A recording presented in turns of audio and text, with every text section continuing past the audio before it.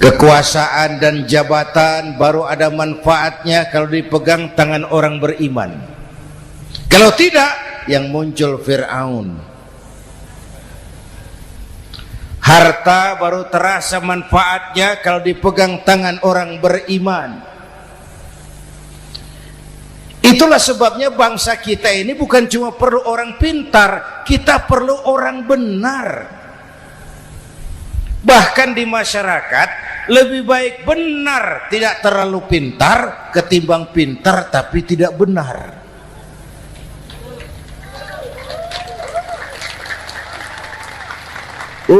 Kalau sudah pintar tidak benar, rusak rakyat itu, Pak. Disuruh ngurus beras malah nimbun beras. Ya, disuruh ngurus laut jadi bajak laut. Disuruh ngurus hukum, bikin hukum seperti pisau, tajam ke bawah, tumpul ke atas. Kalau yang kecil salah, hukum cepat-cepat ditegakkan. Yang besar salah, diam pura-pura tidak mengerti. Itu yang melukai rasa keadilan. Assalamualaikum warahmatullahi wabarakatuh.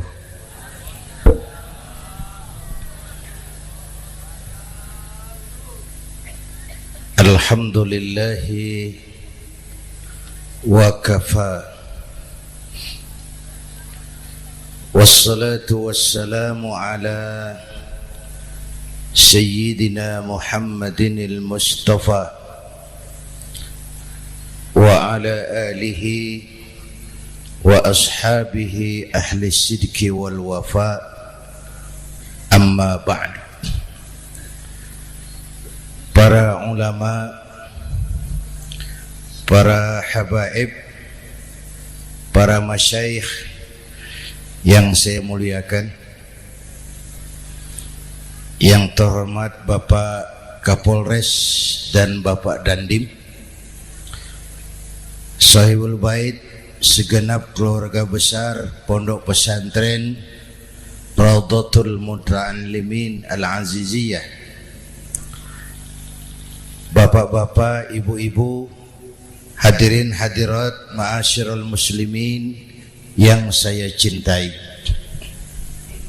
Saya bersyukur dapat menghadiri haflah Maulidin Nabiyil Karim, dan saya bangga dan terharu dengan keberadaan Pondok Pesantren Raudhatul Muta'allimin Al-Aziziyah ini. Sekarang ini banyak orang bisa memberi contoh, tapi sedikit orang bisa menjadi contoh. Memberi contoh itu mudah,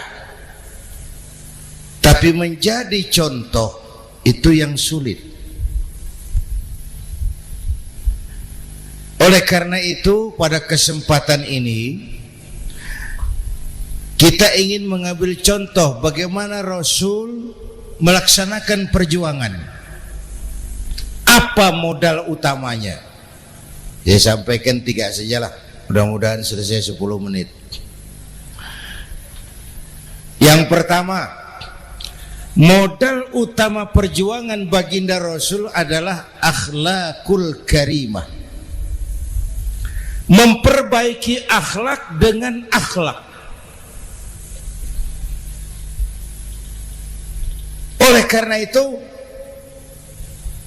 Suramadu sudah selesai. Dari dan ke Madura jadi lebih mudah. Bahkan Madura akan jadi daerah industri. Tetapi yang kita ingin, Madura tetaplah Madura. Akhlak tidak boleh berubah. Zaman boleh berubah, akhlak tidak. Masa boleh berganti, tapi keyakinan tidak boleh mati. Nah, soalnya adalah kepada siapa kita harus berakhlak. Kita itu kan harus berakhlak kepada dua. Kita harus berakhlak pertama kepada Allah. Ini yang terpenting. 13 tahun Rasul berjuang di Mekah hanya memperbaiki akhlak kepada Allah, menanamkan tauhid, meluruskan akidah, membangun keyakinan. 13 tahun di Mekah itu. Dengan perhitungan, kalau fondasi kuat, bangunan aman.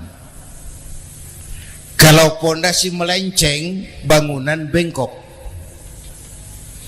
Kalau fondasi rapuh, bangunan runtuh. Bangunan bagaimana fondasinya? Orang hidup bagaimana imannya? Kekuasaan dan jabatan baru ada manfaatnya kalau dipegang tangan orang beriman. Kalau tidak, yang muncul Fir'aun. Harta baru terasa manfaatnya kalau dipegang tangan orang beriman. Itulah sebabnya bangsa kita ini bukan cuma perlu orang pintar, kita perlu orang benar. Bahkan di masyarakat lebih baik benar tidak terlalu pintar ketimbang pintar tapi tidak benar.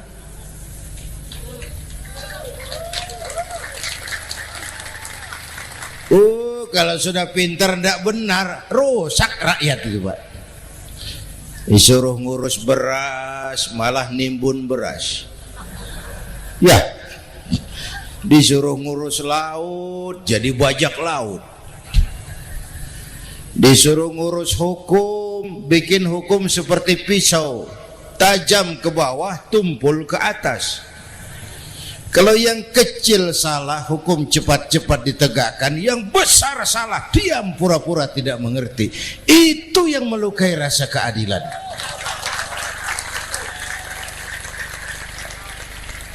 Mulai dari akhlak kepada Allah.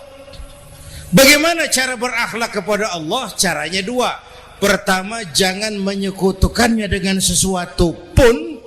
Yang kedua, jangan menyembah kecuali hanya kepadanya. Itu akhlak kepada Allah. Konsisten, disiplin. Saya bersaksi tiada Tuhan selain Allah, maka saya tidak akan menyembah kecuali hanya kepada Allah. Saya tidak akan takut kecuali hanya kepada Allah. Saya tidak akan minta tolong kecuali hanya kepada Allah. Saya tidak akan melarikan persoalan kecuali hanya kepada Allah. Saya bersaksi Nabi Muhammad utusan Allah, Nabi terakhir. Tidak ada Nabi sesudah Nabi Muhammad. Harga mati, titik. Disiplin.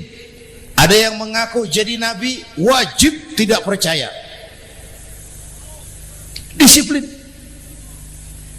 Sekarang ini kan bangsa kita disiplinnya lemah. Korupsi agak sulit diberantas karena pejabat kita takut atasan tapi nggak takut Tuhan.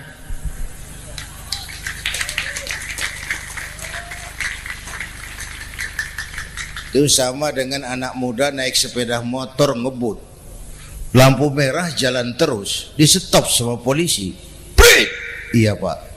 Minggir. Siap. SIM? Ada Pak. SNK? Ada Pak. Tahu kau lampunya merah? Tahu Pak.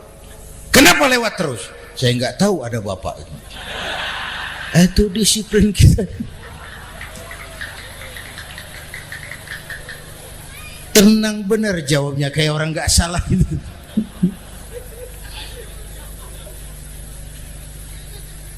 Iman. Apalagi belakangan ini saya sering bilang gini Pak, ini humor tapi agak tasawuf.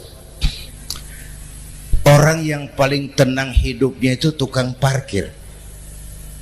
Coba lihat tukang parkir, walaupun mobil banyak, mereknya bagus-bagus, tidak pernah sombong. Tenang. Nanti mobil pergi satu demi satu, habis sama sekali, dia tidak sedih. Tenang. Mobil banyak tidak sombong, mobil habis tidak sedih. Apa rahasianya? Ternyata, nih tasawufnya di sini. Tukang parkir tidak merasa memiliki, tapi merasa dititipi. Wah, itu. Siapa saja yang merasa memiliki, bersiaplah kehilangan, dan itu menyakitkan. Tapi kalau merasa dititipi, jabatan, harta, anak, istri, semua titipan, hiduplah seperti tukang parkir. Pertama, titipan tidak boleh bikin kita sombong. Dititipi kok sombong, tidak pantas. Ya, Pak Zainuddin titip mobil ya, silakan. Yang punya mobil pergi, saya peteteng. Tidak pantas dititipi kok sombong. Ada orang dititipi jabatan oleh Allah, sombong. Dititipi sombong. Ada enggak pejabat sombong? Ada. Namanya Fir'aun. Itu pejabat-pejabat sombong anak buah Fir'aun semua. Dititipi harta oleh Allah, jadi orang kaya, sombong, sama tetangga ndak mau kenal orang lain, kecil semua, jalan ndak injak tanah, kuntilanak. Yang kedua penting, titipan harus dijaga baik-baik. Kalau tidak, yang nitip marah. Yang nitip marah. Pak, titip sepeda motor, silakan. Waktu diambil sepeda motor, kaca spion pecah, knalpot hilang, bemper hancur. Marah ndak yang nitip? Marah, saya kan titip, kenapa ndak dijaga baik-baik? Dititipi harta oleh Allah, jadi orang kaya, supaya bangun pesantren, bela yatim, santuni yang lemah. Pelitnya 17 setan. Yang nitip marah. Dititipi jabatan oleh Allah, isinya korupsi saja, yang nitip marah. Nah, saya mau kasih lihat sekarang. Allah titip Indonesia. Allah titip Indonesia. Hai rakyat, ini Indonesia, aku titip, kata Allah. Sebentar, ada meja mau naik. Silakan Mas. Iklan. Ya, terima kasih. Jangan disangka kalau disediakan air teh pidatonya jadi lama. Dekorasi ini kok. Sampai mana tadi? Hai rakyat, ini Indonesia, aku titip, kata Allah. Ini negara besar dan kaya. Titipan ini ditebus dengan keringat, air mata, darah, dan nyawa. Ini bedanya. Malaysia memang merdeka, tapi diberi Inggris. Singapura merdeka, diberi Inggris. Indonesia merdeka, keringat, air mata, darah, dan nyawa. Ini negara aku titip, kata Allah. Ini negara besar dan kaya. Buminya subur. Di atas perut buminya segala tanaman hidup. Di bawah perut buminya ada gas, minyak, batu bara. Lautnya kaya, hutannya kaya. Kekayaan negeri ini harus digunakan bagi sebesar-besar kemakmuran rakyat. Itu amanat konstitusi. Disalahgunakan, dikorupsi, yang nitip marah. Yang nitip marah. Kalau dia marah, dia suruh makhluknya yang lain negur. Siapa? Merapi, Bromo, Anak Krakatau. Itu Merapi demo, Pak. Kalau kita rakyat demo, anak buahnya Pak Danres turun. Tapi kalau Merapi demo, siapa yang mau ngatasi? Mbah Marijan. Selesai. Sekarang Mbah Marijan sudah kumpul sama Mbah Surip di alam barzah, dia sudah ketemu dia. Kata Mbah Surip, tenang Mbah Marijan, tak gendong. Aman sudah. Aman sudah. Saya mau bilang Merapi itu makhluk, Krakatau itu makhluk, Bromo itu makhluk. Tidak mungkin makhluk bergerak dengan sendirinya. Pastilah ada yang menggerakkan. Maka baik-baiklah sama yang bikin angin supaya bertiupnya sesuai keperluan. Baik-baik dengan yang bikin air supaya datangnya sesuai kebutuhan. Baik-baik sama yang bikin gunung supaya meletusnya pelan-pelan.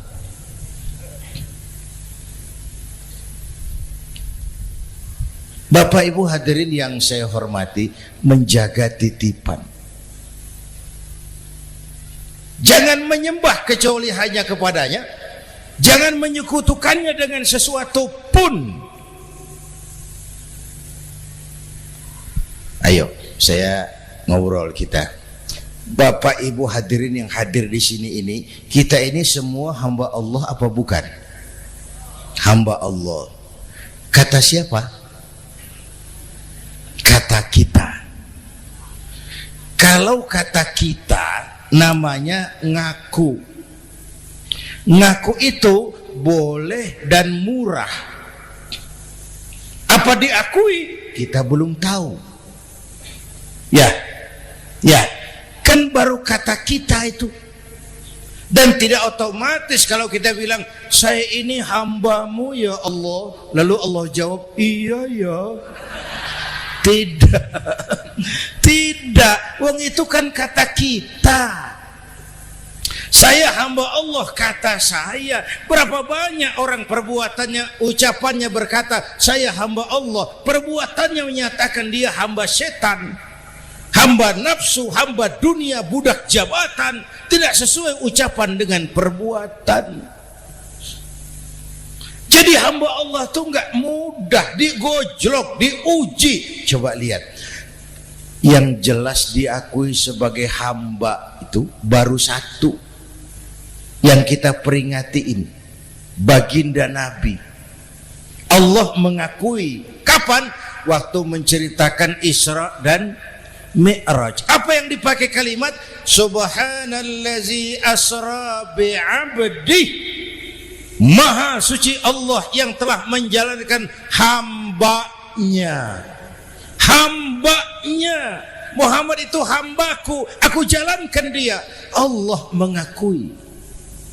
Kapan kalimat ini turun? Setelah Nabi digojlok, ditempa, digembleng, diuji, difitnah, dicaci maki, dilontari kotoran unta, sahabat-sahabatnya dibantai. Lolos, Muhammad betul-betul hambaku. Ayo Isra Muhammad. Subhanallazi asra bi'abdi, hambaku. Jadi kalau mau jadi hamba Allah ya diuji, digojlok, digembleng. Nah, mari kita lihat kehambaan baginda Nabi. Orang yang paling bersih hatinya Rasulullah. Orang yang paling baik akhlaknya Rasulullah. Orang yang dosanya sudah mendapat jaminan ampun Rasulullah. Tapi Rasulullah kalau sholat malam bengkak kakinya karena rajin sujud. Hati bersih, akhlak terbaik, dosa sudah diampuni. Tapi kalau sholat malam kakinya bengkak karena rajin sujud. Saya tahu di sini juga banyak yang kakinya bengkak. Cuma urusannya apa? Itu urusan masing-masing. Pada tingkat seperti itu Rasulullah, saya perlu Allah. Saya perlu Allah, saya perlu Allah. Yang 100 tahun kita bangun selesai oleh gempa 3 menit. Ya. Yang 100 tahun kita bangun ternyata selesai oleh gempa 3 menit. Kita perlu Allah. Kita perlu Allah. Makanya musibah itu kan kalau menimpa orang baik-baik namanya ujian. Kalau menimpa orang setengah baik itu paru-paru yang bikin malaikat bingung. Sholat rajin, maksiat tekun, baca Quran mau, fitnah orang hobi, ngaji nyolong jalan terus. Untung di sini nggak ada yang begitu. Di Jakarta banyak. Di sini insya Allah sama. Jakarta.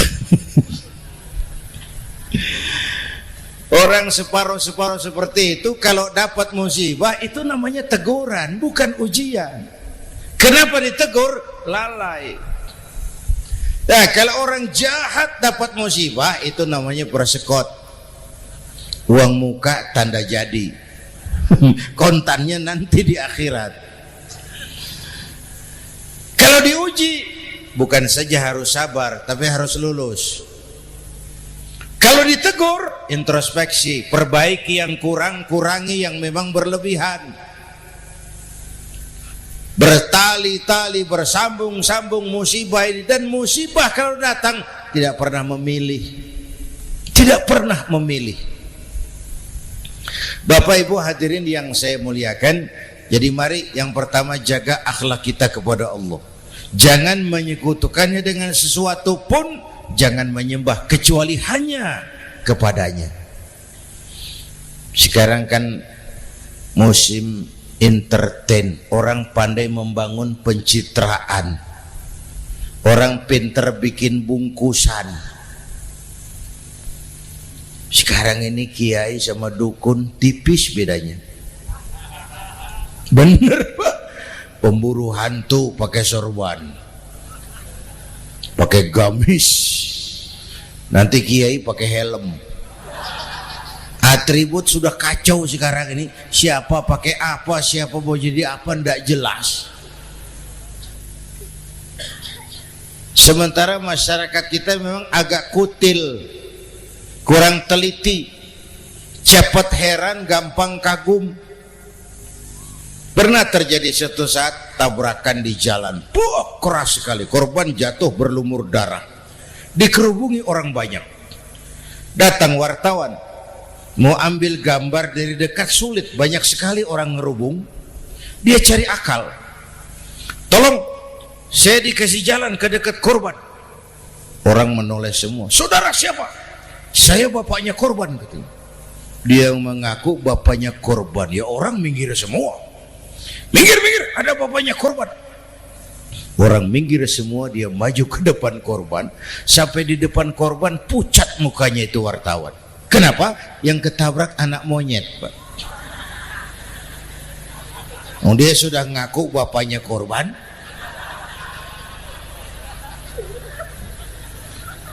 Ini cerita pendek tapi pesannya dalam. Kalau belum kenal benar jangan cepat-cepat ngakui. Ya, rakyat harus cerdas sekarang ini. Emas pasti kuning. Benar itu? Apa semua yang kuning pasti emas? udah cerdas lah itu. Udah cerdas lah itu.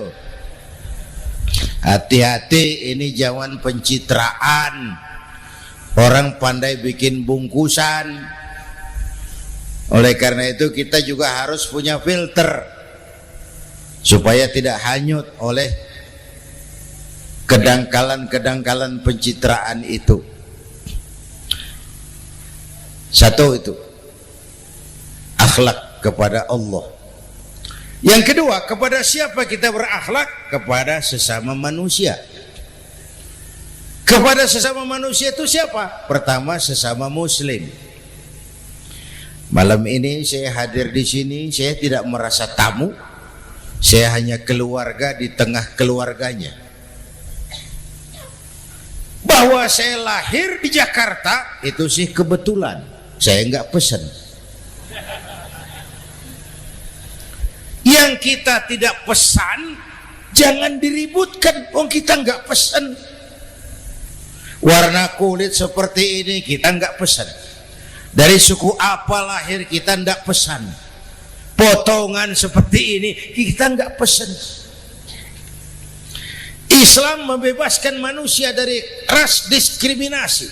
Pada waktu yang bersamaan Islam mengangkat harkat, derajat, martabat kaum wanita.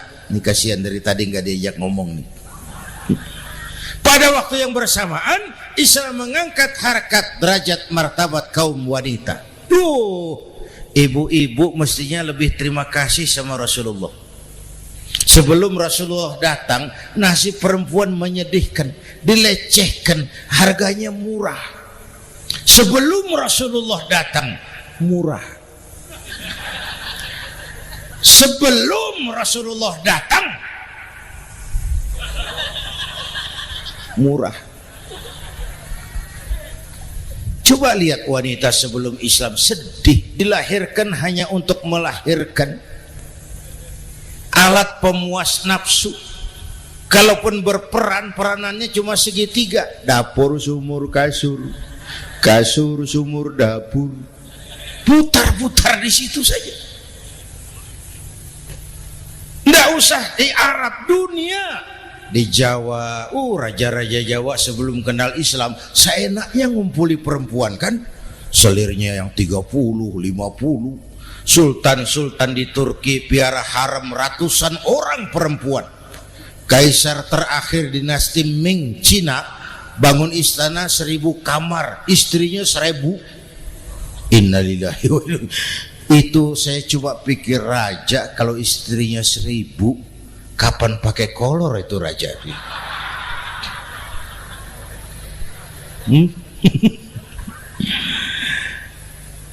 Rasulullah datang terenyuh, an-nisa imadul bilad. Perempuan jangan diperlakukan begitu. Perempuan tiang negara. Kalau baik perempuan, baik negara. Kalau rusak perempuan, hancur negara. Waktu ditanya, ya Rasul, siapa yang paling harus saya taati di dunia? Ibumu. Setelah itu siapa lagi? Ibumu.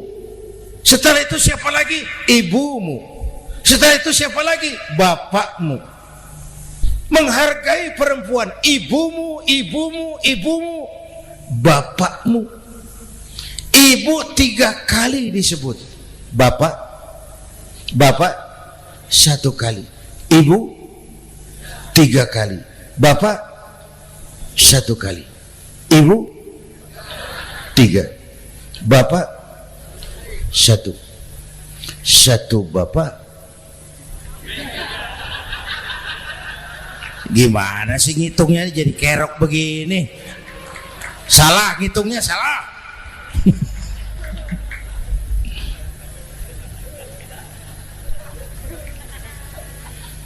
Lalu dicairkan kehidupan kemasyarakatan di masjid. Masya Allah, masjid itu pendidikan demokrasi betul. Pertama, siapapun masuk masjid copot sandal, buka sepatu. Benar itu? Ini masyarakat yang mau kita bangun. Tidak ada warga negara kelas 1, semua sama. Lurah masuk masjid buka sepatu, Camat masuk masjid buka sepatu, mat. Gubernur masuk masjid buka sepatu, Nur. Nikmatnya masyarakat masjid. Nikmatnya masyarakat masjid. Coba, binatang saja harganya tidak sama toh. Sapi yang mahal, yang gemuk, betul? Karena harga sapi pada dagingnya. Makin gemuk sapi, makin mahal harganya. Tapi ada burung perkutut lebih mahal dari sapi. Padahal dagingnya sedikit, betul. Kenapa harganya lebih mahal dari sapi? Harga perkutut suaranya. Di mana harga manusia? Yang paling gemuk? Silahkan bersaing dengan sapi. Maaf.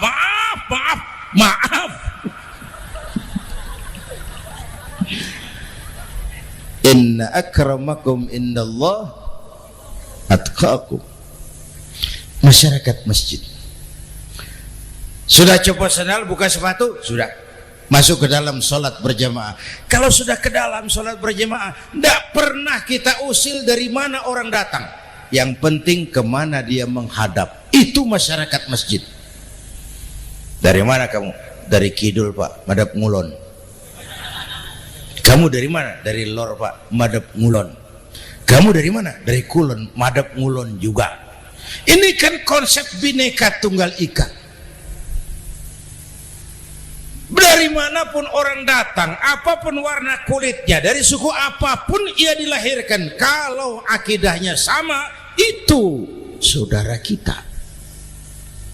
Lalu sholat berjamaah, apa itu? Hidup bermasyarakat, berbangsa dan bernegara. Harus ada imam, harus ada makmum. Kenapa? Ini saya harus agak hati-hati ya, pakai sarung angin ini. Apa tadi ngomong apa saya? Sholat berjamaah, bermasyarakat, berbangsa dan bernegara. Ada imam, ada makmum. Siapa makmum? Kita ini rakyat. Siapa imam? Para pemimpin negara. Apa bedanya? Imam harus dipilih, makmum nggak usah. Coba baca kitab fikih yang setebal apapun, nggak ada bab pemilihan makmum. Nggak usah, makmum nggak usah dipilih. Orang buta boleh jadi makmum, orang bisu boleh jadi makmum, tukang mabuk boleh jadi makmum, tapi tidak tiap orang boleh jadi imam. Imam harus dipilih. Siapa yang jadi imam? Pertama, a'lamuhum, orang yang paling alim di kampungmu, angkat jadi imam. Yang paling alim, bukan yang paling tua. Yang paling alim, tahu urusan, punya konsep, punya visi dan misi, mengerti negara ini mesti dibawa kemana, jalan keluarnya apa, angkat jadi imam. Pak, ada dua orang Pak, alimnya sama, yang mana yang dipilih? Kalau ada dua orang alimnya sama, kata Nabi, afsahuhum, yang lebih fasih lidahnya. Apa artinya fasih? Nyambung sama rakyat, tahu apa yang dimaui rakyat, nyambung. Tidak sah orang fasih bermakmum kepada imam cedal.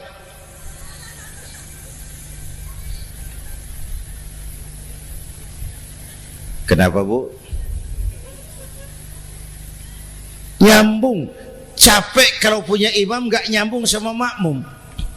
Makanya kalau sudah jadi imam, pesan Nabi apa? Idza amma ahadukumun nasa falyukhaffif.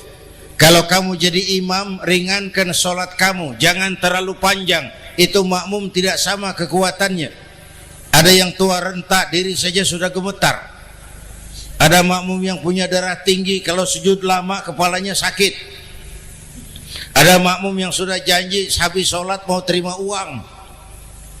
Jangan kalau sudah jadi imam di kota, sholat isya berjamaah, rakaat pertama selesai Fatihah, Yasin, bubar makmum itu. Jadi imam jangan terlalu lama. Kayak Husni Mubarak tuh, kelamaan jadi imam, 30 tahun, rakyat capek.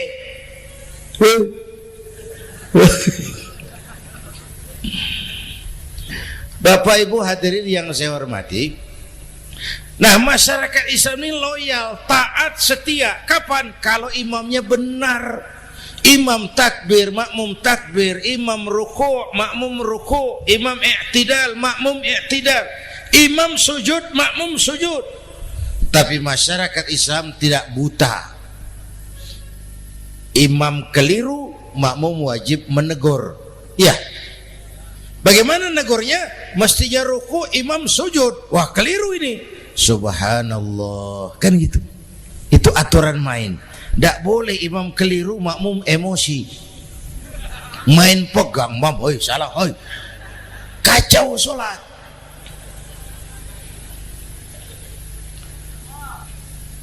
Imam buang angin. Apa makmum lalu berkata, demi kesetiaan saya kepada imam, imam buang angin, saya lebih keras lagi. Goblok. Iyyaka na'budu wa iyyaka nasta'in. Sampai situ imam buang angin, minggir.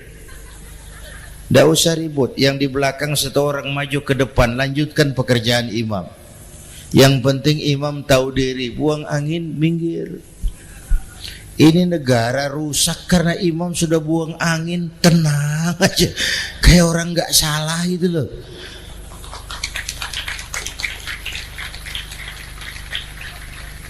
Selesai sholat dikasih tahu imam tadi buang angin ya sedikit. Apa kalau nggak sedikit lalu nggak rusak sholat itu? Nah, dalam berjaga akhlak kepada sesama, ayo kita jaga kesatuan, persatuan, kerukunan, kekompakan. Ini pesantren Raudhatul Muta'allimin Al-Aziziyah, ini aset kita. Keberadaannya, pengembangannya, kelangsungannya bukan sekedar tanggung jawab pengurusnya, tanggung jawab kita sesuai dengan bidang dan kemampuan masing-masing. Yang punya jabatan bantu dengan wewenangnya, yang punya harta bantu dengan uangnya, yang punya tenaga bantu dengan tenaganya, yang bisa doa bantu dengan doanya, yang tidak bisa apa-apa bantu dengan diam. Diam saja lumayan loh itu membantu. Bapak Ibu hadirin yang saya hormati, saya ingat almarhum Panglima Besar Sudirman pernah bilang, kamu itu kalau mau menang harus kuat, kalau mau kuat harus bersatu, kalau mau bersatu hidupkan semangat silaturahmi. Mau menang harus kuat, mau kuat harus bersatu, mau bersatu hidupkan silaturahmi.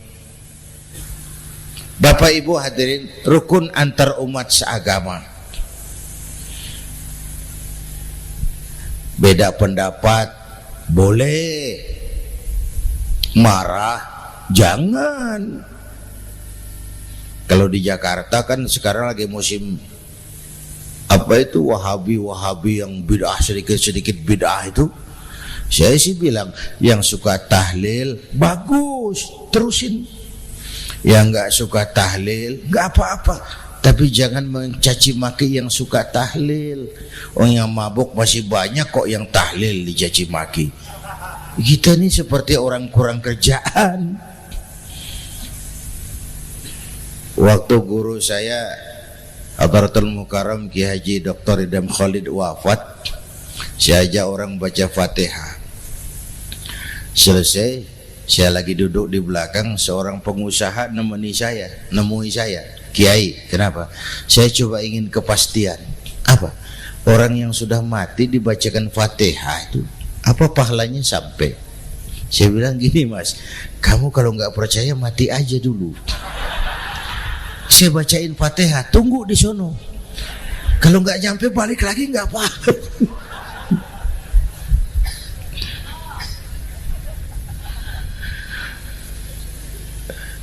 Depan rumah saya itu ada masjid, Pak, pakai beduk seperti itu. Ada teman saya, Kiai, pakai beduk masjidnya. Iya pakai. Kan Rasulullah enggak pakai. Enggak memang. Bid'ah tuh. Loh, siapa bilang? Beduk itu bukan agama, itu budaya, tanda masuk waktu. Bukan manggil orang sholat. Manggil orang sholat pakai azan. Tanda masuk waktu, itu hebatnya Wali Songo, pakai beduk. Kalau nggak mau pakai beduk boleh, teriak-teriak juga boleh. Maghrib, boleh. Tapi Wali Songo kan bijaksana, pakai beduk saja, sekali pukul satu desa dengar. Itu bijaksananya dakwah Wali Songo. Kalau beduk dianggap bid'ah, miskin kita. Itu budaya. Seperti sepeda motor, itu budaya. Kalau beduk dia nggak bid'ah, sepeda motor bid'ah tuh. Rasulullah nggak pakai, jual, beliin unta.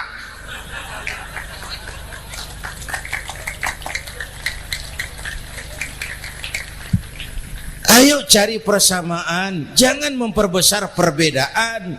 Hormati pendapat orang kalau pendapat kita juga ingin dihormati. Kasus Ahmadiyah meledak lagi di Cikesik, Banten. Lalu pendekar-pendekar HAM menganggap itu tirani, mengganggu kebebasan beragama. Dia lupa bahwa Ahmadiyah masalahnya bukan kebebasan beragama, tapi penodaan terhadap agama.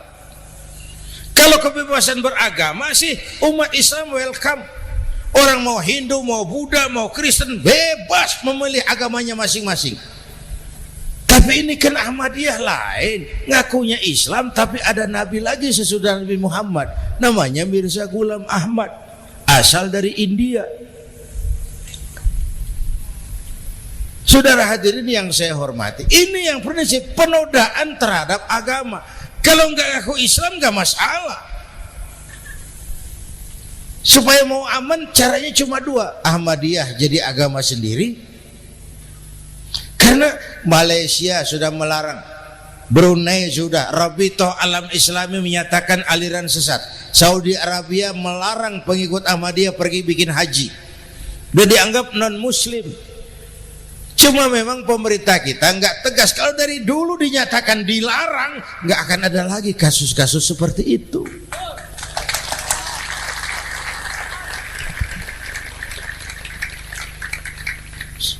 Nah, selain itu kita umat juga harus disiplin. Coba sudah berapa banyak nabi bermunculan di Indonesia. Dan Indonesia ini saya heran, Indonesia ini pasar bagus, Pak.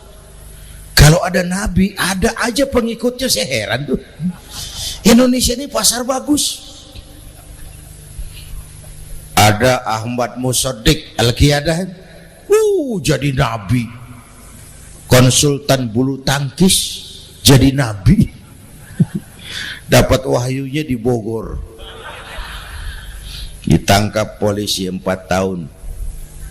Muncul lagi di Bandung, namanya Sayuti, tukang cukur, ngaku dapat wahyu jadi nabi, ditangkap polisi lagi 2 tahun.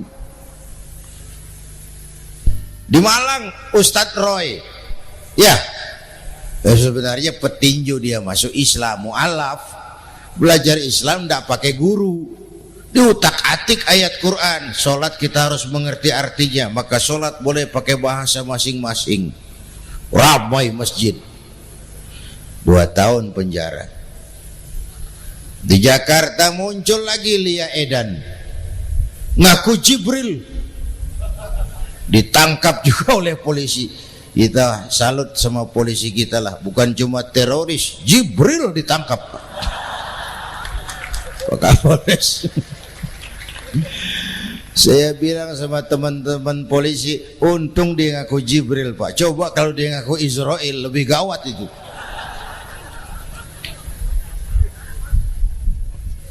Yang parah, antara Cirebon Losari, dia perbatasan Jawa Tengah Jawa Barat, pernah muncul agama baru namanya agama Jasun, agama Jawa Sunda, agama Jasun Jawa Sunda. Yang jadi nabi Tugimin. La haula wala quwata. Saya bilang ini jangan jadi nabi, jadi kiai juga nggak angker ini. Al Mukarram Bapak Kiai Tugimin, nggak enak. Yang lebih nggak enak selawatannya loh itu. Kalau kita kan tadi nikmat tuh, ya Habibi ya Muhammad, nikmat rasanya tuh. Coba ganti sama yang tadi, wah enggak, ya Habibi ya Tugimin, enggak enak itu, Pak. Jadi umat Islam itu sangat menghormati orang lain agama. Soal agama orang lain, lakum dinukum, awas hati-hati kalimatnya. Kita menghormati orang lain agama. Soal agama orang lain, lakum dinukum. Kita memang yakin cuma Islam agama yang benar, tapi bukan berarti kita boleh menghina agama orang lain. Kenapa? Kenapa? Kalau agama kita yang dihina, kita kan sakit hati. Orang lain sama dong. Itu sebabnya Allah berpesan, jangan kau caci maki Tuhan mereka, karena mereka akan balas mencaci maki Tuhanmu. Dan itu artinya mencaci maki aku, kata Allah. Jelas ini? Jelas? Justru karena umat Islam mayoritas di Indonesia, maka kerukunan antar umat beragama terjaga dengan baik. Kalau umat Islam mau main kasar, mau main kayu, mau main keras, umat Islam ini 85%, yang lain pasti selesai. Saya jamin selesai. Tapi kan tidak. Kita sadar betul ini negara Pancasila. Kita sadar betul bahwa kita harus menghargai orang lain agama, menjaga kerukunan, rukun antar umat beragama. Yang ketiga, rukun antar umat beragama dengan pemerintah. Dulu kiai saya bilang, sultanun zulum khairum min fitnatin tadum. Pemerintah yang jelek pun sebenarnya masih lebih lumayan ketimbang tidak ada pemerintahan. Kalau itu ukurannya. Coba umpama nanti Pak SBY sudah terlalu pusing, lalu pengumuman jam 000, seluruh rakyat Republik Indonesia saya umumkan mulai malam ini tepat jam 000 pemerintah bubar. Ayo bayangkan seperti apa kita tanpa pemerintah. Hukum rimba, yang kuat menekan yang lemah, yang kaya merampok yang miskin. Rumah saudara dirampok, lapor ke polisi, kata Kapolres, maaf polisi baru bubar. Hak asasi diinjak-injak, lapor ke pengadilan, pengadilan bubar. Masih ada pemerintah saja yang kuat suka menekan yang lemah, apalagi kalau tidak ada pemerintah. Karena itu ulama dan umara dua pilar utama. Kalau kuat keduanya, kuatlah masyarakat. Kalau rapuh keduanya, maka rapuhlah juga masyarakat. Bapak Ibu hadirin yang saya hormati, ini yang kedua, kita harus berakhlak kepada sesama. Yang ketiga, kepada siapa kita harus berakhlak? Kenapa? Iya, saya cuma lihat jam. Yang ketiga, kepada siapa kita harus berakhlak? Kita ini harus berakhlak kepada makhluk Allah yang lain di luar manusia. Kepada air kita harus berakhlak loh Pak. Saya dulu remaja ngaji fikih, kiai ngajar makruh buang air kecil di tanah yang berlubang. Saya protes, kenapa makruh kiai? Pertama, untuk kesehatan. Siapa tahu di lubang yang kau kencingi ada gas beracun. Kalau tidak kiai, kalau tidak maka artinya kau harus melindungi binatang yang ada di dalam lubang. Siapa tahu di lubang yang kamu kencingi ada semut sedang rapat membahas masalah Mesir. Apa dosanya lalu mati dikencingi? Ini namanya rahmatan li semut. Bapak Ibu hadirin yang saya hormati, ada hadis sederhana. Fa iza zabahtum fa ahsinu zibhata. Kalau kamu menyembelih hewan, sembelihlah dengan cara yang terbaik. Jangan nyembelih ayam pakai pisau tumpul, itu namanya tidak berperi kebinatangan. Kepada ayam kita berakhlak, kepada pohon kita berakhlak, kepada air kita berakhlak. Kenapa sekarang alam tidak seramah dulu? Karena kita juga tidak ramah kepada alam. Kenapa sering terjadi banjir? Karena tempat air kita kurangi. Dia bingung mau ke mana. Air nggak punya tempat. Akhirnya masuk ke rumah kita juga. Masuk dalam zoharul fasadu fil barri wal bahri bima kasabat aydin nas. Karena kita tidak berakhlak kepada lingkungan. Bapak Ibu hadirin yang saya hormati, jadi Itu yang pertama, modal utama perjuangannya akhlakul karimah. Mau sukses, utamakan akhlak. Industrialisasi boleh terjadi di Madura. Jalan berhotmik licin, oke. Listrik masuk desa, alhamdulillah. Tapi akhlak jangan berubah, akidah jangan goyah.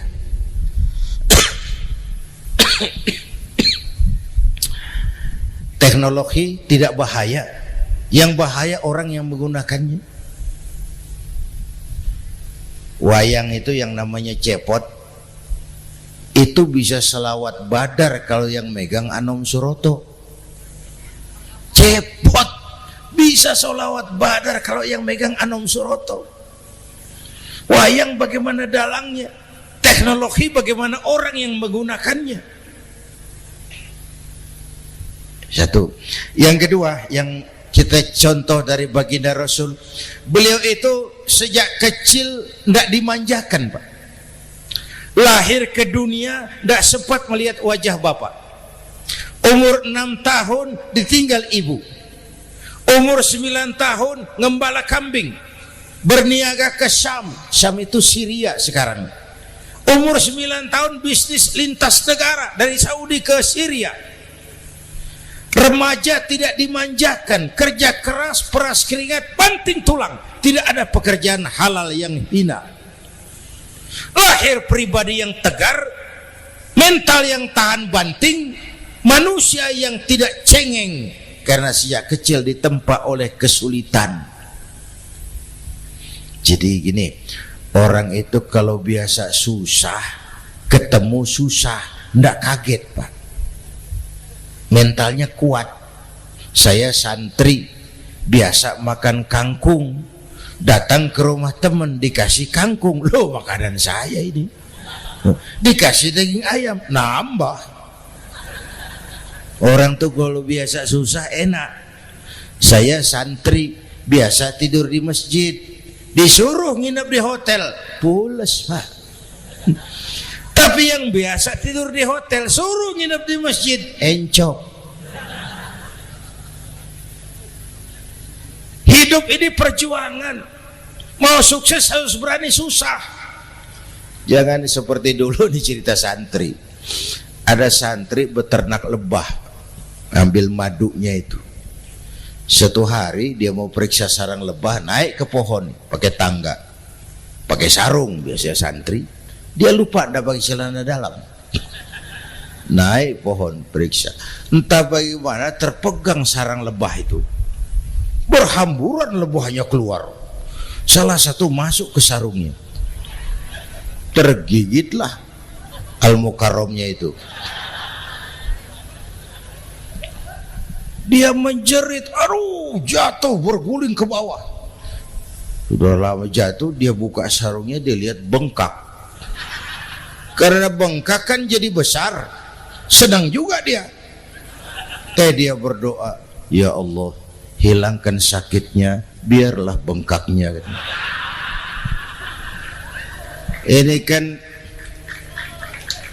Ini doa orang nggak konsekuen. Wong bengkak dan sakit itu paket. Mau bengkak ya harus berani sakit. Masa sakitnya bengkaknya mau, sakitnya nggak mau. Itu satu itu. Yang kedua, kita ini sering kalau punya cita-cita sering seperti rapat tikus. Satu hari sekelompok tikus rapat paripurna tikus untuk mengantisipasi bahaya kucing. Bagaimana supaya kucing itu jangan lagi mengganggu kita? Akhirnya ada yang mengusulkan begini, bagaimana kalau di leher kucing kita gantungkan lonceng, supaya kalau dia datang dari jauh suaranya sudah kedengaran dan kita bisa lari menyelamatkan diri. Wah, cerdas dia. Setuju semua. Setuju, bagus. Nah, oke. Waktu pembicaraan dilanjutkan, tikus mana yang mau menggantungkan lonceng ke leher kucing? Rapat bubar. Setuju, akur, iya, iya. Waktu kerja selesai.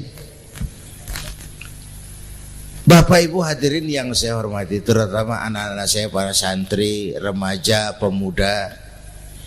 Hidup ini persaingan. Bapakmu tamat SD, nak kau sarjana. Bapakmu cuma jadi RT, nak kau camat. Bapakmu tukang tambal ban, kau harus punya pabrik ban. Anak saya pertama dulu, saya titip mondok di Tebu Ireng. Tahun pertama pulang saya kontrol, sini kau, apa hasilmu setahun di pesantren? Saya sodorkan, dia sodorkan saya sebuah piagam penghargaan juara lomba pidato di pondoknya. Saya heran, ini anak di rumah jarang ngomong, kok bisa jadi juara pidato? Saya tanya, kamu bisa pidato, apa yang dipidatoin? Dia bilang, kan kaset ayah dihafalin gitu. Ya saya ketawa juga, waktu itu dia masih anak-anak. Baiklah, baiklah, tapi apa cita-citamu? Saya kepengen seperti ayah. Wah, kau ini salah. Kalau aku ayahmu di matamu, menurutmu hebat, mestinya kau 10, 100, 1000 kali lebih hebat dari orang-orang yang kau anggap hebat. Karena tantanganmu akan lebih berat dari tantangan yang aku hadapi sekarang. Kalau kau sama dengan aku, kau ditinggalkan zaman karena kau tidak mampu menjawab tantangan zamanmu. Bapak Ibu hadirin yang saya hormati, persaingan tajam, tantangan makin berat. Oleh karena itu diperlukan semangat yang dicontohkan Nabi. Kerja keras, peras keringat, banting tulang, tidak ada pekerjaan halal yang hina. Sejak kecil ditempa oleh kesulitan. Asal jangan seperti saya tadi ngobrol sama teman-teman, sekarang ini di negara kita banyak politisi miskin negarawan. Pejabat-pejabat kadang-kadang kalau ngelihat rakyat tuh komentarnya nggak berpihak kepada rakyat. Saya ingat waktu Mentawai dihantam gempa, Nias hancur, infrastruktur hancur, rumah rakyat luluh lantak. Ketua DPR Pak Marzuki Ali bilang, bagaimana itu rakyat? Ya itu resikonya punya rumah di pinggir laut. Waduh, ini bukan komentar pemimpin, rakyat lagi susah kok dibilang kayak gitu. Saya prihatin dengan ucapan kayak gitu. Waktu cabai 100.000, di sini berapa sekarang? Sama ya. Waktu cabai mahal, ada pejabat bilang, rakyat suruh nanam cabai aja di halaman rumahnya. Ini kan gak solutif dan gak cerdas. Cabai naik, rakyat suruh nanam cabai. Nanti beras naik, rakyat suruh nanam padi. Yang saya khawatir kalau telur mahal, apa rakyat suruh bertelur gitu? Ini kan gak cerdas dan gak solutif. Bapak Ibu hadirin yang saya hormati, apalagi tadi sudah saya bilang di awal, kita ini bangsa yang ditempa oleh kesulitan. Mau merdeka saja dengan keringat, air mata, darah dan nyawa. Kita tidak boleh cengeng menghadapi kesulitan ini. Tegar, tahan uji, tahan banting, dan seterusnya. Itu hal yang kedua. Yang ketiga, terakhir, Rasulullah itu sosok yang ibadahnya luar biasa. Tadi sudah saya jelaskan sebagian. Ibadahnya luar biasa. Ayo kita bantu keamanan negeri kita ini. Dengan apa? Istighfar. Wa ma kana Allahu mu'adzibahum wa hum yastaghfirun. Allah tidak akan turunkan bencana selagi di tengah mereka masih banyak orang-orang yang istighfar. Rasulullah yang dosanya sudah diampuni sehari 100 kali istighfar. Ayo kita ngobrol ini. Pak, saya ini Zainuddin ini, kalau mengharap masuk surga dengan amal yang saya kerjakan sendiri, rasa-rasanya tipis harapan. Bener. Sholat saya berapa banyak saya tahu. Sedekah saya berapa duit saya tahu. Dosa saya berapa banyak saya tahu. Lalu saya baca sejarah. Nabi Adam dosanya 1, makan buah khuldi, dikeluarkan dari surga. Nabi Adam dosanya 1, dikeluarin. Kita dosanya banyak, kepengen masuk. Ini nggak nyambung ini. Nabi Adam dosanya 1, dikeluarin dari surga. Kita dosanya banyak, kepengen masuk. Nggak nyambung. Apa yang bikin saya besar hati? Apa yang bikin saya optimis? Ada 2, Pak. Pertama yang disebut rahmat Allah, yang kedua disebut syafaat Rasulullah. 2 itu, Pak. Oh, kalau kita ini insya Allah nanti sampai ke surga, amin, amin. Kalau kita ini sampai ke surga, Pak, saya jamin itu bukan karena amal kita, itu karena rahmatnya Allah. Ndaklah seberapa banyak sih amalan kita mau menggapai surga. Kalau bukan karena rahmatnya Allah, sulit sampai ke sana. Manusia, dosamu besar, tapi lihat rahmatku lebih besar. Manusia, salahmu banyak, tapi ampunanku lebih banyak. Kau nangis di hadapanku, aku senyum melihatmu. Kau berjalan menujuku, aku berlari menyambutmu. Istighfarnya sehari 100. Lalu ada hadis qudsi, inni la ahammu bi'adzabi ibadi. Kadang-kadang aku pengen turunkan azab bencana kepada manusia, tapi ketika aku melihat 3 perkara, murkaku surut, bencana aku tarik kembali. Coba perhatikan hadis qudsi ini. Allah mau marah ndak jadi, bencana ditarik, musibah diangkat. Kenapa? Ada yang meredam murka Allah. Allah nggak jadi marah. Siapa? Pertama, suyukhan rukka. Aku lihat orang-orang tua tengah malam sujud sambil berlinang air mata, nangis di hadapan Allah. Itu kita hutang jasa loh, Pak, sama orang-orang yang tengah malam sujud nangis di hadapan Allah. Lihat yang begitu Allah tidak jadi marah.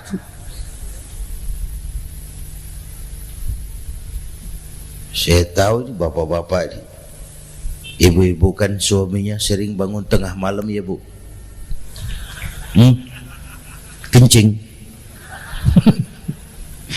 Bikin bingung malaikat. Sudah mau ditulis tahajud, kencing doang. Kata malaikat, sialan, hampir salah tulis.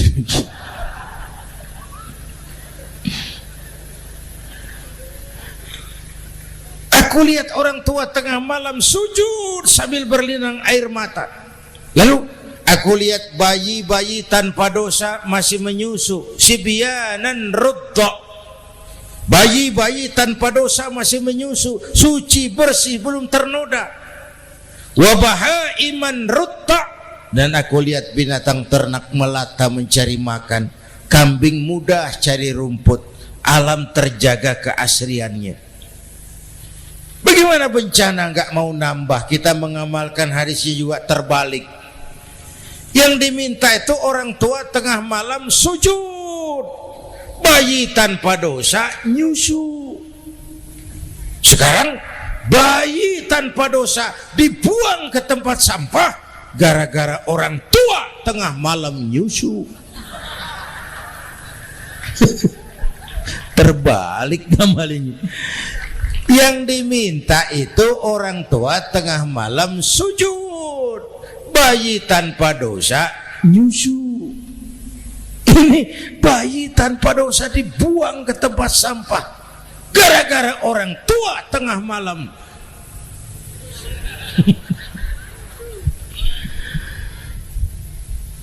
Bapak Ibu hadirin yang saya hormati, rahmat Allah kita perlu Yang kedua, syafaat Rasulullah. Mari saya cerita syafaat sedikit. Ini sudah jam 00:05 ya. Ini kalau hitungan Indonesia ini sudah ganti hari, Pak. Jadi inilah ceramah terpanjang di dunia. Bayangkan saya pidato dari hari Selasa sampai hari Rabu.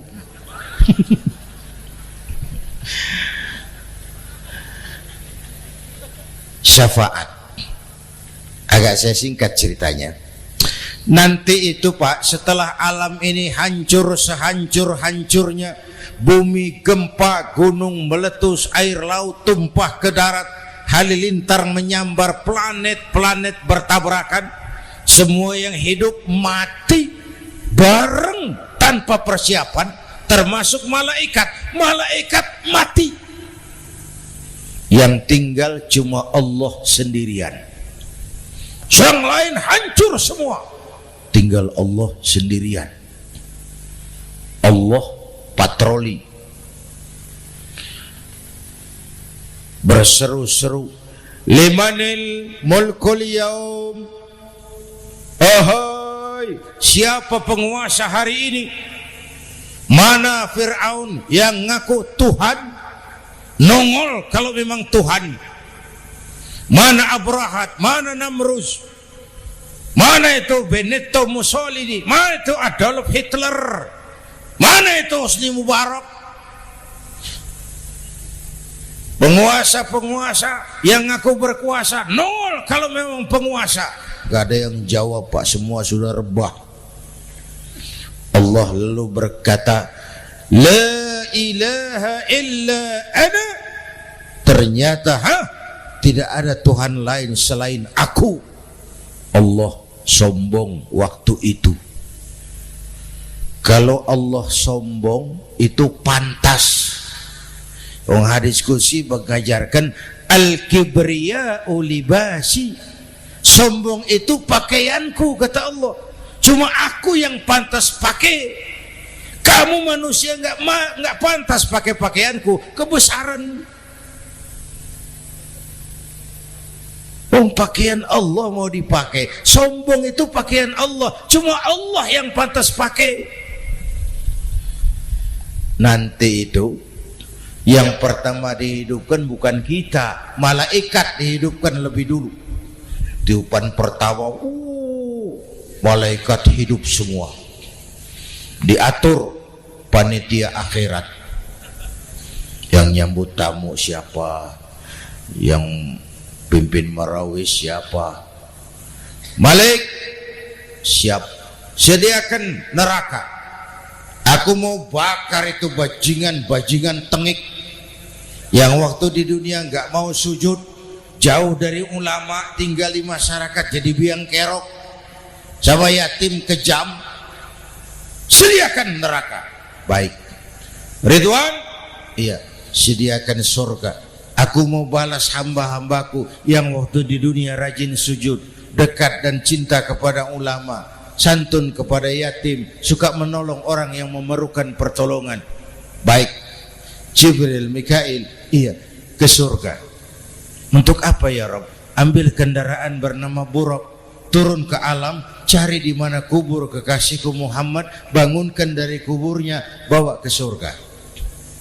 Turun Jibril dan Mikail, cari kubur Nabi. Wong alam sudah hancur-hancuran. Jangan cari kuburan, cari bangkalan aja nggak ketemu. Bingung dua-dua. Jibril sebelah mana kubur Nabi? Nggak tahu Mikail. Lalu dua-duanya sujud mohon pertolongan Allah. Dengan izin Allah terbuka kubur Nabi. Allahumma sholli alaihi wa ala alihi. Bangun dari tidur seperti orang bangun dari kubur seperti orang bangun tidur Nabi, mengusap mata. Menoleh ke kanan Jibril, menoleh ke kiri Mikail. Lalu tanya, ayu yaumin hadza ya Jibril? Ini hari apa Jibril? Ini hari apa? Hadza ma wa'ada ar-Rahman. Ini hari yang dijanjikan Allah Muhammad. Ini kiamat. Kiamat Jibril? Kiamat. Jibril, kalau memang ini hari kiamat, aina ummati, umat saya mana Jibril, umat saya mana? Allah karim, belum pernah saya lihat di dunia ada satu pemimpin yang begini besar cintanya kepada umatnya seperti baginda Rasul. Dari dunia sampai akhirat beliau cinta kita, dari dunia sampai akhirat beliau bela kita. Bangun dari kubur, tahu hari sudah kiamat, yang pertama ditanya, aina ummati, umat saya mana Jibril? Kita yang ditanya. Kalau saya yang pertama dibangkitkan dari kubur, lain pertanyaannya. Ini hari apa Jibril? Kiamat Zainuddin. Oh, bini saya mana Jibril? Nabi enggak tanya Khadijah wala Fatimah wala Aisyah, aina ummati, umat saya mana Jibril? Umatmu? Iya, kau manusia pertama yang dibangunkan dari kubur, yang lain masih dikubur. Oh, lalu kita ke surga Muhammad, perintah Allah, perintah Allah. Sampai di surga seperti orang tidak betah Nabi itu, resah, gelisah, mondar mandir, mukanya murung. Yang punya surga kan negur, Muhammad, labbaik ya Rabb. Nggak enak di surga ya? Enak. Kok kamu seperti orang nggak kerasan gitu loh, resah, gelisah. Kenapa? Saya teringat umat saya ya Allah. Umat saya bagaimana nasibnya? Iya, saya sudah enak di DPR. Salah. Saya sudah enak di surga, gaji cukup, kursi empuk, dapat mobil dinas. Nggak, umat saya yang waktu kampanye kepanasan itu gimana nasibnya?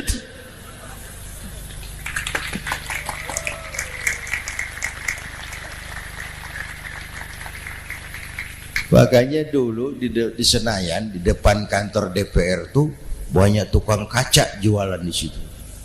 Saya bilang ini tukang kaca pintar dagangnya di situ. Pas, maksudnya supaya yang mau berkantor di situ ngaca dulu. Ya, wakil lurah pasti tidak lebih tinggi dari lurahnya. Wakil camat tidak lebih tinggi dari camatnya. Ini kenapa wakil rakyat kok selalu lebih tinggi dari rakyatnya?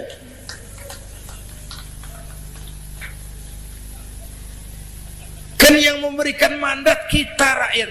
Kemerdekaan bertujuan mengantarkan rakyat ke gerbang kesejahteraan. Lalu rakyat mempercayai tugas itu kepada pemerintah dan wakilnya di DPR. Saya percayakan kamu mengantarkan rakyat ke gerbang kesejahteraan. Itu amanat Undang-Undang Dasar. Biasanya yang diantarkan sampainya lebih dulu biasanya. Yang diantar sampai lebih dulu, yang mengantar nyusul, namanya ngantar belakangan. Ini lebih cepat wakil rakyatnya makmur daripada rakyatnya. Yang mau ngantar makmurnya lebih dulu dari yang mau diantar. Yang diantar kelelerahan di jalanan, yang mengantar udah sampai. Jadi bagaimana Muhammad? Saya minta izin mau keluar, tengok saya punya umat. Oke, saya potong ceritanya. Saat manusia dibangkitkan dari kuburnya masing-masing, Masya Allah, Masya Allah, saya nggak sanggup bayangkan jumlah manusia yang hidup di muka bumi sekarang kan 6 miliar. Cina berdua, India 2,5 miliar. Cina 1,5 miliar, India 1 miliar rakyatnya. Berdua sudah 2,5 miliar.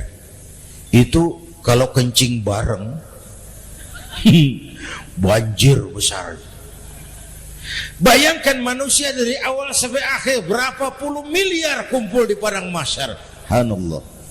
sibuk, panik, bingung mau disidang di hadapan Allah. Sebagian kumpul di pojokan berunding, kita mau disidang. Terus ayolah kita cari bantuan. Kemana? Adnan Buyung. Begini. Kita ini kan anak cucu Nabi Adam. Pantas dong kita minta tolong sama beliau. Yuk, setuju. Berangkat cari Nabi Adam. Ya Adam, anta abal bashar. Adam, tuan datuknya manusia. Kami cucu kamu, anak turunan kamu mau disidang. Tolong kami Adam, tolong. Kata Nabi Adam, Quraisy mas. Rombongan Jawa. Aku naik mumet loh ini. Sama Nabi Nuh saja. Nuh bilang, tidak bisa. Saya juga punya masalah. Pernah minta obat ditenggelamkan. Ibrahim barangkali. Semua Nabi hand up, angkat tangan.